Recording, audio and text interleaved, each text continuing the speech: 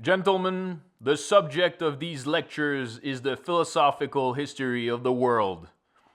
We shall not occupy ourselves with general reflections abstracted from world history and illustrated by concrete historical examples, but rather with universal world history itself. I have no textbook on which to base my lectures, but in my Elements of the Philosophy of Right, I have already defined the concept of world history proper, as well as the principles or periods into which its study can be divided.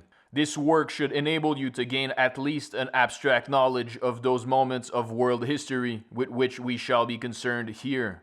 By way of an introduction, I shall begin these lectures with a general determinate representation of what constitutes a philosophical history of the world. With this provisional object in mind, I shall first of all enumerate and describe the other methods of dealing with history and compare them with the philosophical method. I distinguished three different modes of historical writing: original history, reflective history, and philosophical history.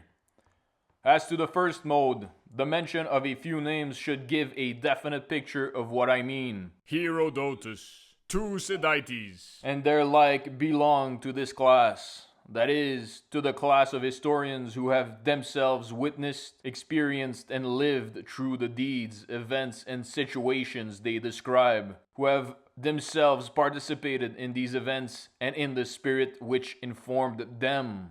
They have compiled a written record of these deeds and events, thereby transferring what were previously mere extraneous happenings into the realm of intellectual representation. What was originally mere existence thereby takes on an intellectual aspect and becomes a representation of the internal and external faculties of the mind. In the same way, the poet works on the material supplied by his emotions, creating from it an object which can be represented to the senses. Admittedly, such historians also make use of the narratives and reports of others, but these are simply the more scattered, fortuitous, and subjective of their raw materials, of less significance than the rest. The poet has a ready-made mother tongue as an ingredient of his work and owes much to the knowledge he has gained through education, but the greater part of his achievement is nevertheless his own. In the same way, the historian in question fashions a whole out of material from the past, of material scattered here and there in subjective and fortuitous reminiscences, or indeed preserved only in the shape of fleeting recollections, and sets it up in the temple of Mnemosyne, thereby investing it with immortal life.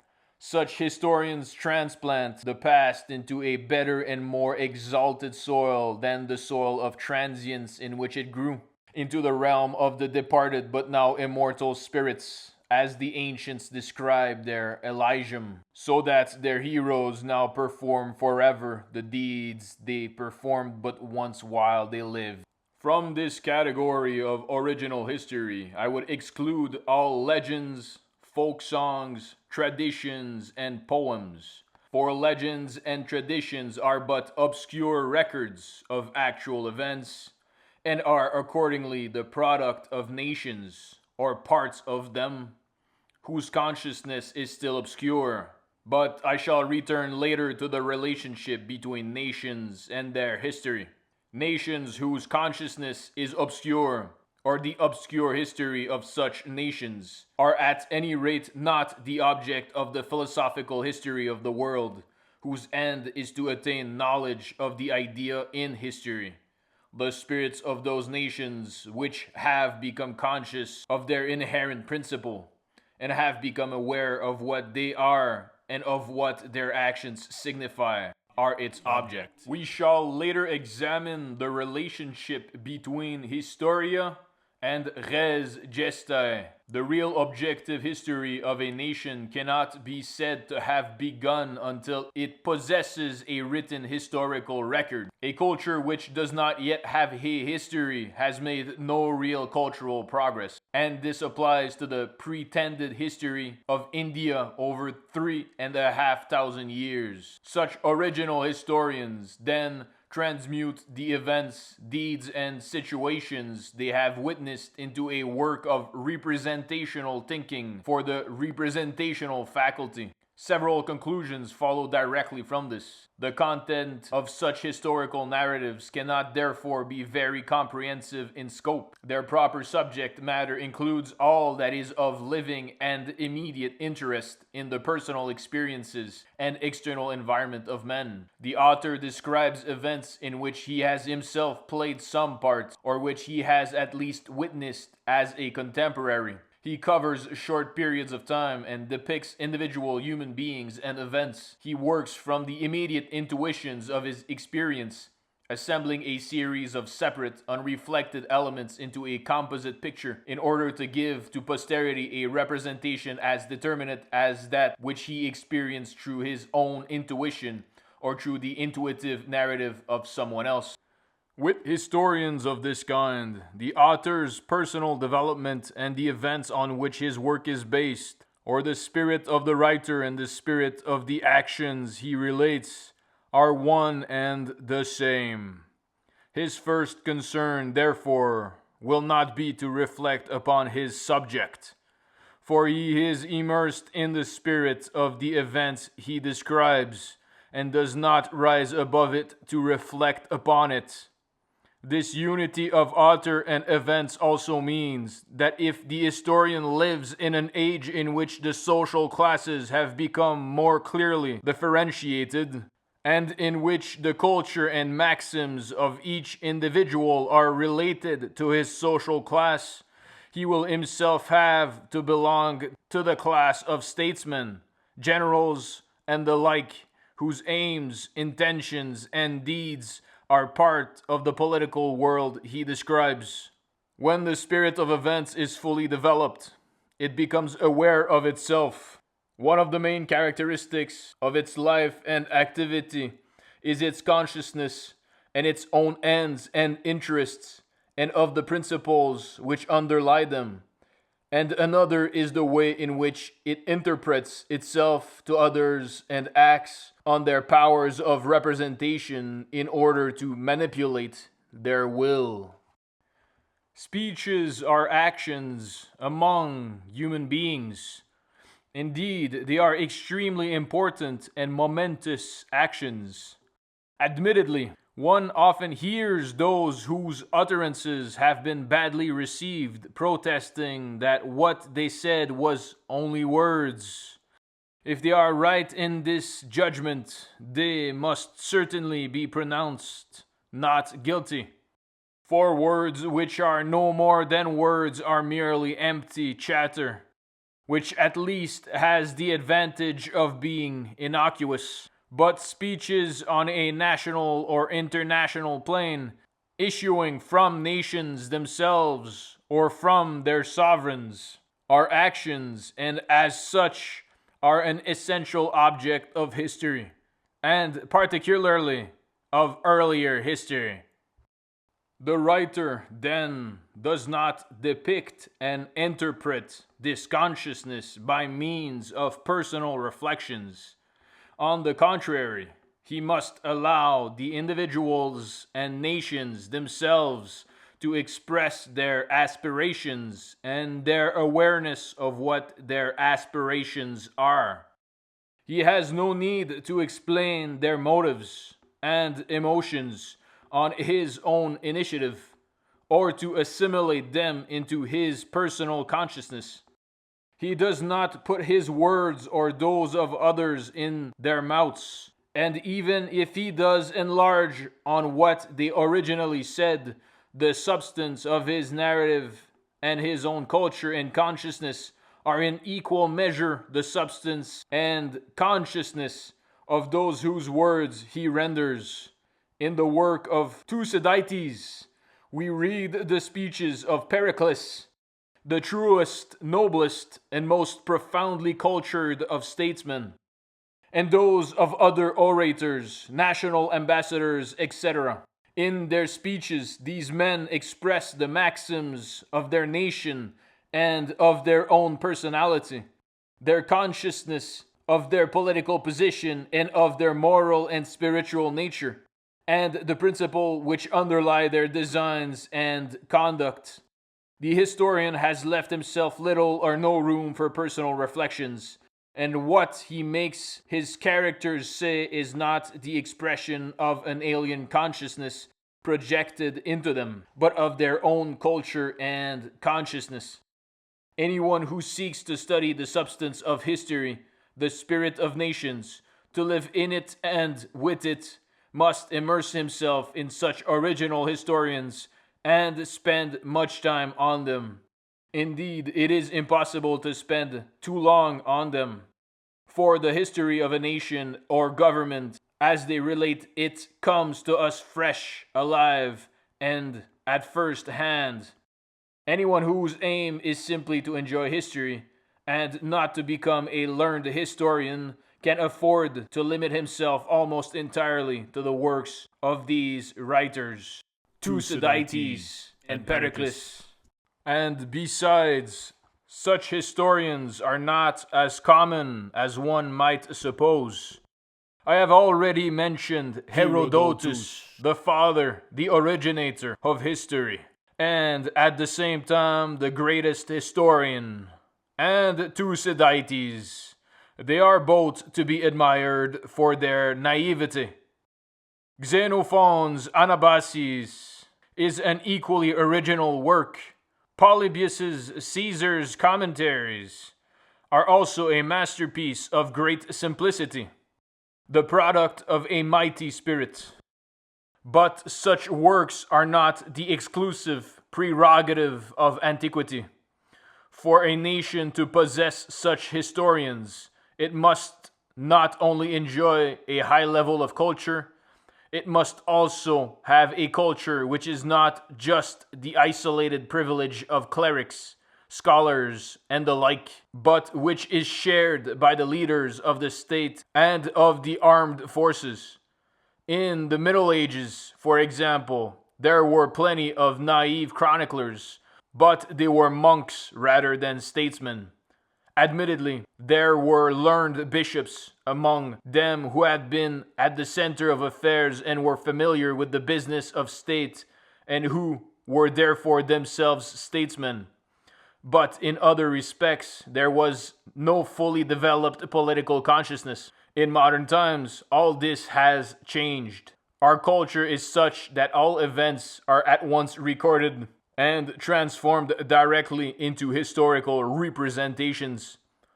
We have excellent modern accounts of military and other events which are simple, lively, and clear, and which can stand comparison with those of Caesar, and indeed the richness of their content, i.e., the detailed information they supply on methods employed and on other attendant circumstances, makes them even more informative.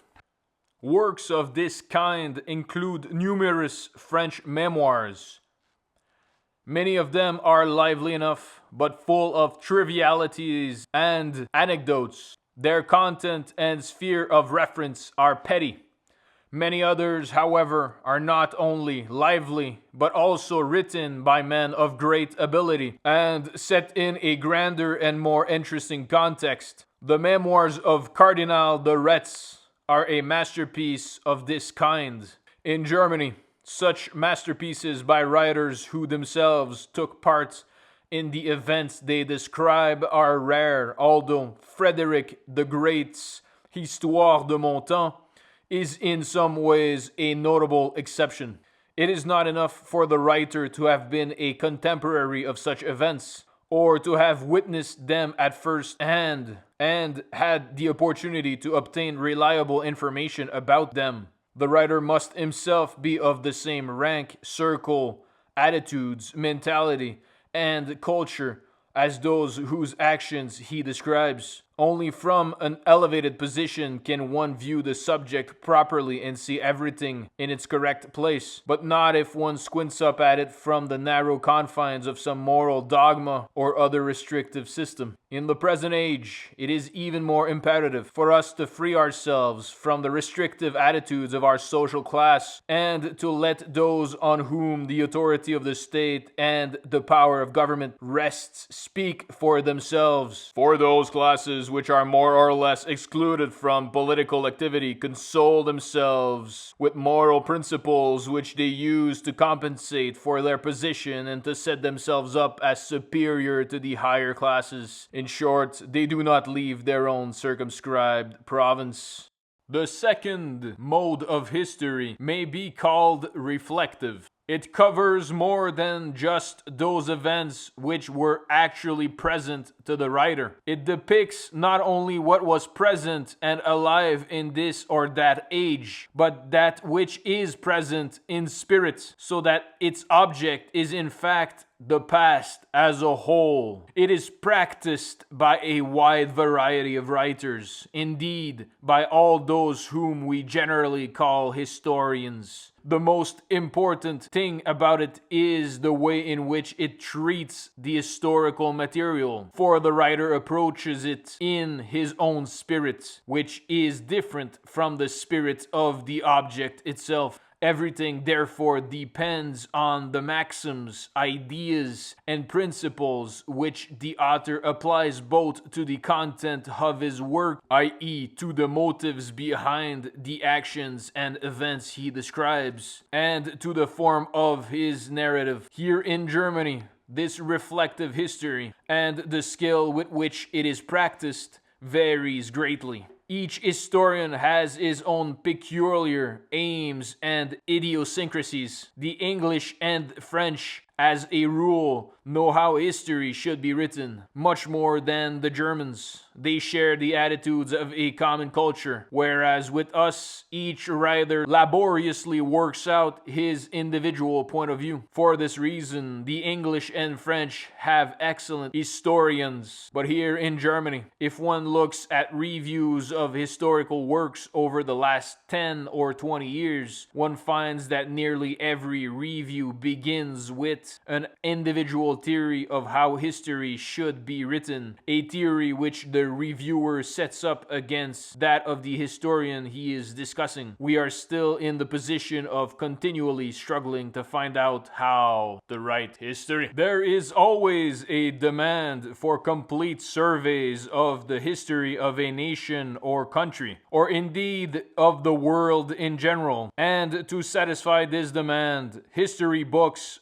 must be written. These are necessarily compilations from the works of original historians proper, from other written reports, and from scattered items of information. They are not based on intuition and the language of intuition. They do not possess the character of eyewitness accounts. This first variety of reflective history approaches closest to the preceding kind, when its exclusive aim is to present the entire history of a country or of the world. The character of any such compilation will depend primarily on how exhaustive the history is intended to be. It often happens that such historians try to write in a manner so directly expressive of personal experience that the reader has the impression of listening to contemporaries and eyewitnesses recounting the events. But such attempts must always be more or less unsuccessful. The whole work should and indeed must be uniform in tone, for the author is a single individual with a definite culture of his own. But the various ages covered by a history of this kind have wildly differing cultures, as do the historians on whose work the writer draws, and the spirit which speaks through them in the words of the author is different from the spirit of the age he describes. When the historian tries to depict the the spirit of bygone times. It is usually his own spirit which makes itself heard. Thus Livy puts into the mouths of the old kings of Rome, the consuls and general of ancient times, speeches which only an accomplished advocate or factious orator of Livy's own times could have delivered, and which contrast glaringly with genuine traditions passed down from antiquity, such as Menenius Agrippa's fable of the belly and the members. He likewise gives us extremely thorough and detailed descriptions of battles and other events in such a tone and with such distinct perception of detail that he appears have witnessed them himself. Clearly, such narratives cannot have their root in the ages in which they are set. They have features which could well be used to describe the battles of any age. Yet, on the other hand, their distinctiveness contrasts with their lack of coherence and the inconsistency which often prevails elsewhere in the main sequence of events. The difference between compilers of this kind and original historians can be best appreciated by comparing the narrative of Polybius with the way in which Livy uses, selects from, and abridges his account of the period covered by the surviving portions of Polybius's work. Johannes von Müller, in an attempt to give a faithful portrait of the times he describes, has given his history a stilted and pedantic air. The old chronicle of Tschudi related the same events in a much more endearing, naive, and natural way than Müller's contrived and affected archaisms. This is an attempt to transport us completely into the past as something immediate and alive, which we can no more achieve than can the writer himself. The writer is one of us. He is part of his own world with all its needs and interests, and he honors the same things which it esteems. For example, whatever the age we live in, we can immerse ourselves as fully as we like in the life of ancient Greece, which is congenial to us in so many important respects. Yet we will never be able to sympathize with the Greeks and to share their feelings in the most important issues of all. For instance, however much the city of Athens captures our interest, and however much we may sympathize with the actions and perils of its citizens, and it is undoubtedly the worthy fatherland of a cultured people, we nevertheless cannot share their feelings when they prostrate themselves before Zeus, Minerva, etc., or when they toil over their sacrifices on the anniversary of the Battle of Plataea. Slavery, the deficiency, tone, atmosphere, just as we cannot share the sensation of a dog, even if we have a clear impression of a particular dog, know it well, and can predict its mannerisms, attachments, and idiosyncrasies. But there are other ways in which historians have tried to bring the past closer to us, not by writing in a tone designed to enlist our sympathy, but at least by eliciting intuitive and lively emotional responses. Responses as lively as those of immediate experience, entering into all the details of the events, location, mode of perception, distinct presentation.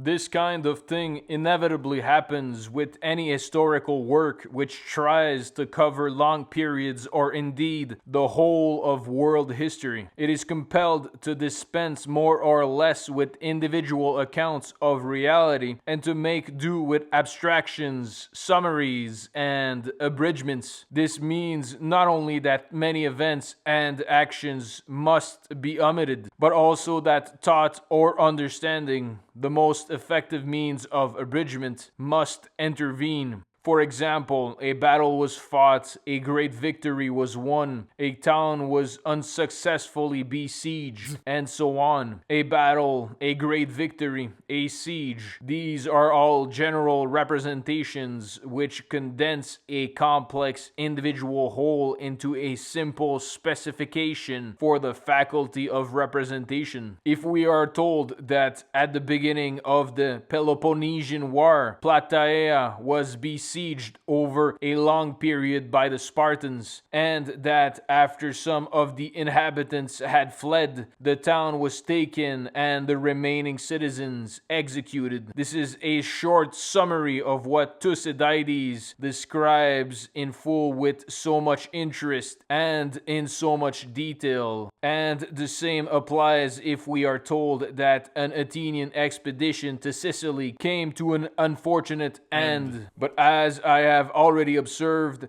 we have to make do with such reflective representations if we wish to obtain an overall view. And an overall view is also necessary. But it inevitably makes for a correspondingly drier narrative. How can it possibly interest us when Livy, after describing 100 wars with the Volscians, repeats for the 100th time such phrases as, "In this year, war was successfully waged against the Volscians, Fidenatis, etc." Such historical writing is lifeless. Such formulas and abstract representations make the content of the work dry. To counteract this mode of writing, certain historians attempt to attain at least an intuitive or representational liveliness, if not an emotional liveliness, by depicting each individual trait in a faithful and lifelike manner. In short, they do not seek to reproduce past ages by means of a personal interpretation of them, but to create a faithful and accurate portrait of them. They gather the materials for this from every conceivable source, ranke included,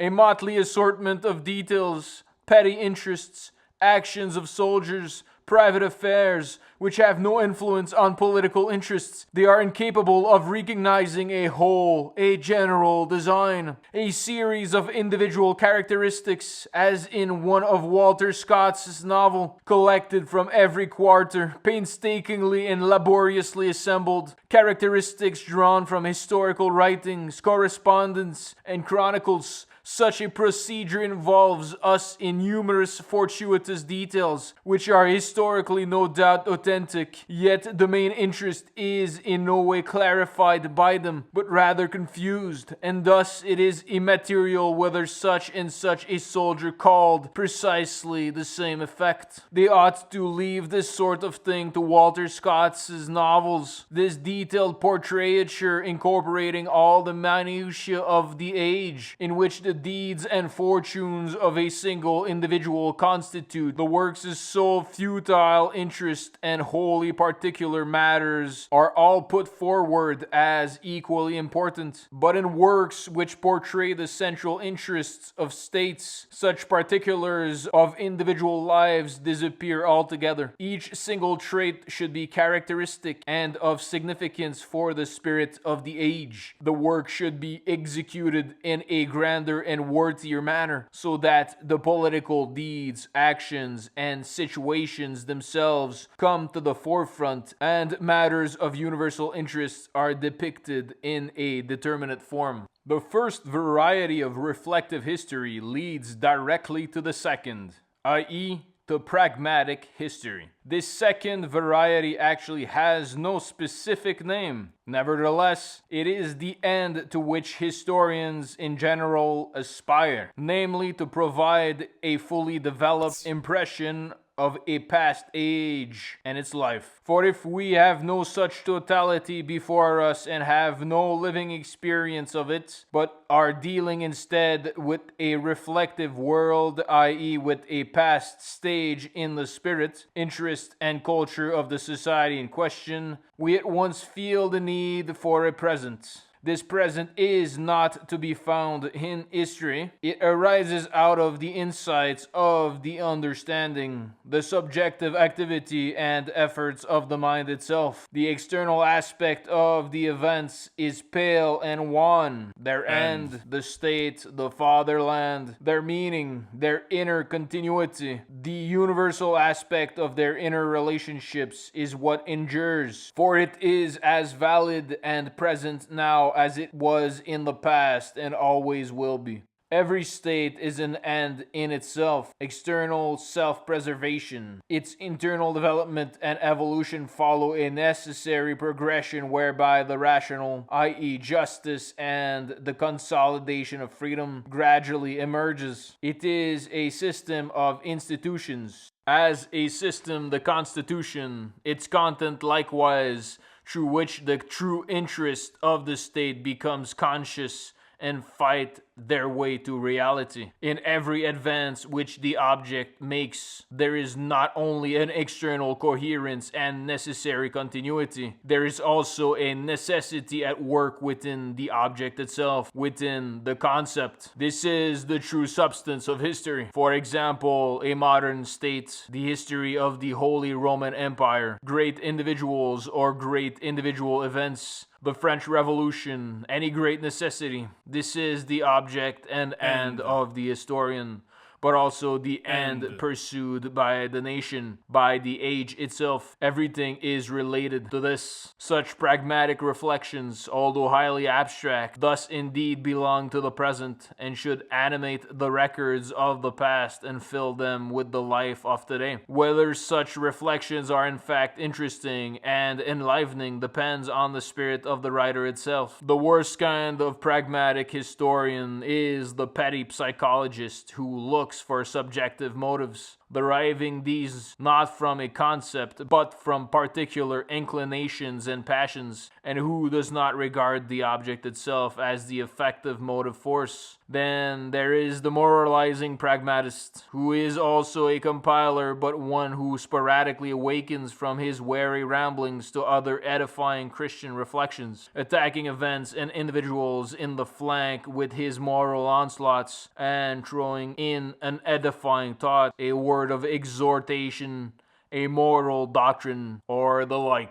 The second variety of reflective history, then, is the pragmatic one. When we study the past and occupy ourselves with a remote world, a present opens up before the mind. A present created out of the mind's own activity and bestowed upon it as a reward of its exertions. The events are various, but their general significance, their inner quality and coherence are one. This circumstance cancels out the past and raises the event into the present. The general relationships, the concatenations of circumstances, are no longer as before bound up with a series of separate individual events. They themselves become the event, so that the general, not the particular, is presented. If purely individual occurrences are interpreted in as general a fashion as this, the undertaking is fruitless and ineffectual. But if the event is expounded in its wider context, the writer's own spirit is revealed. A word must be said at this point about moral reflections in particular, and the moral lessons we can supposedly learn from history. Indeed, histories are often written for this very purpose. It must be conceded that examples of virtue elevate the soul, especially with young people, and that they can be used for the moral instruction of children as concrete representations of general truths, in order to impress excellence upon their minds. But the destinies of nations, the convulsions of states, and their interests, predicaments, and involvements are of a different order from that of morality. Moral methods are very unsophisticated. Biblical history is adequate for this kind of instruction, but the moral abstractions of historians are completely useless. Rulers, statesmen, and nations are often advised to learn the lesson of historical experience. But what experience and history teach is this: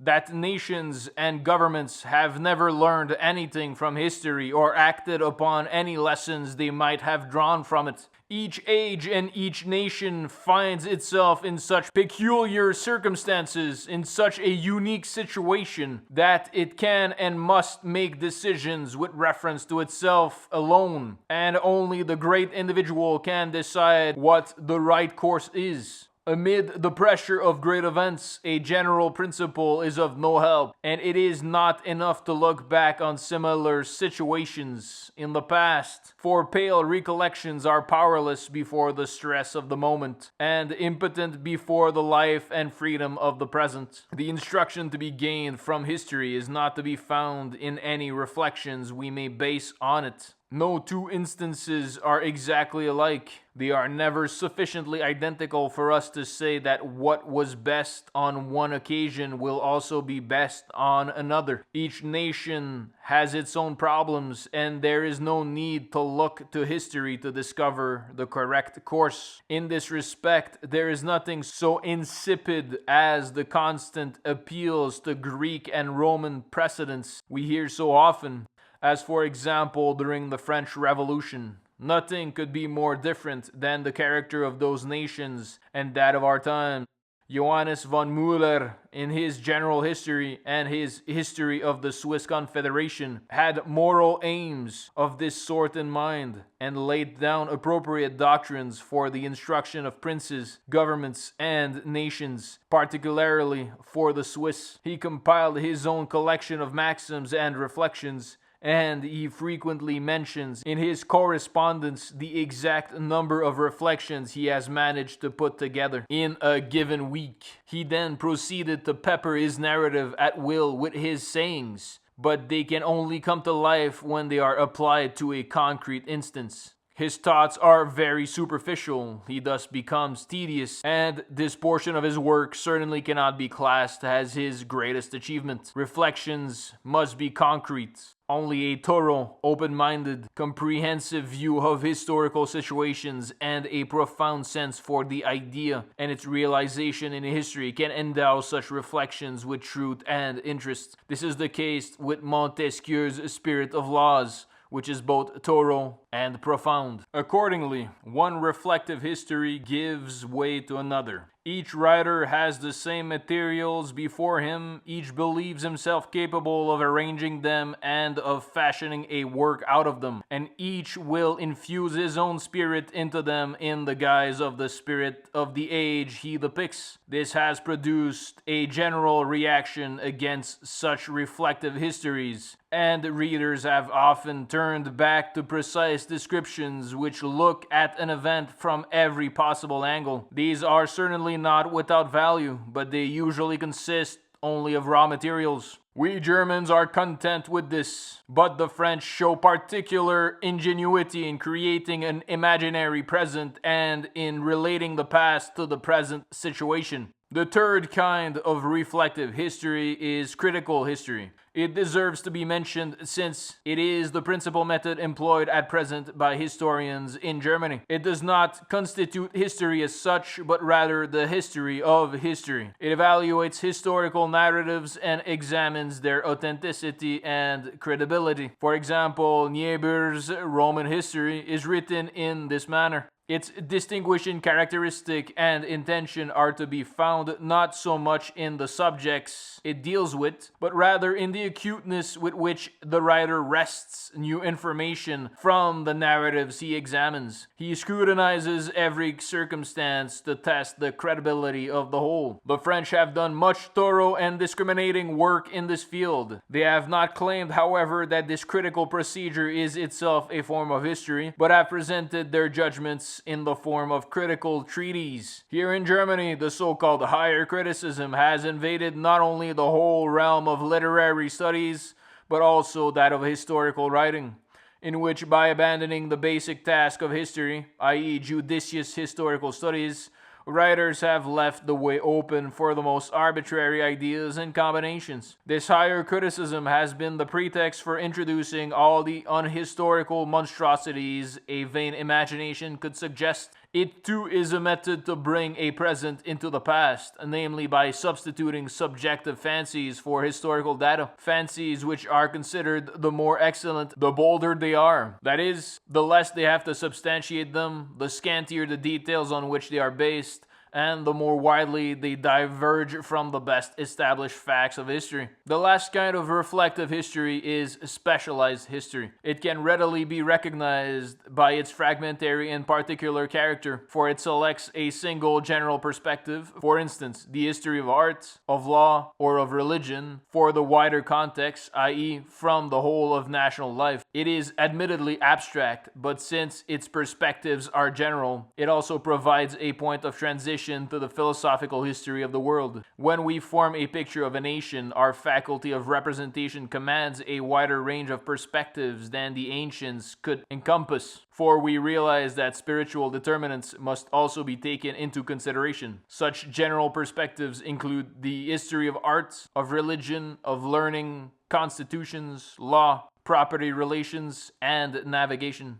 The culture of today is such that this variety of history has received more attention and become more highly developed than before. Legal and constitutional history has been particularly conspicuous in our times. Constitutional history is already more closely related to universal history, for it has no sense or significance unless it is based on a survey of the state as a whole. If it is conducted in a thorough and interesting manner and does not confine itself merely to externals or insignificant superficialities, as does Hugo's History of Roman Law, it can be really excellent. Haykorn's History of German Law is a more substantial work in this respect. Such branches of national activity are directly related to the history of the nation as a whole, and everything depends on whether this wider context is brought fully to light or merely glossed over in favor of external relationships. In the latter event, the activities in question appear as purely contingent national peculiarities, but it must be emphasized that if reflective history has reached the stage of adopting general perspectives, and if these perspectives are valid ones, such activities appear not just as an external tread or a superficial sequence,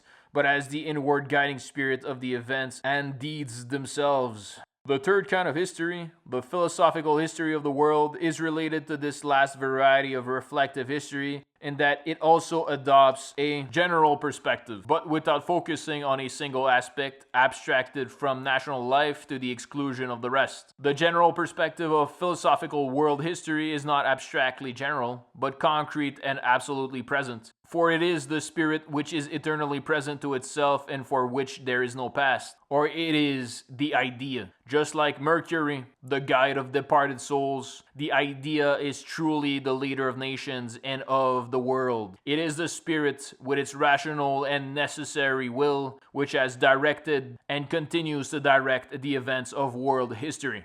To gain an understanding of it and its guiding influence is the aim of the present investigation.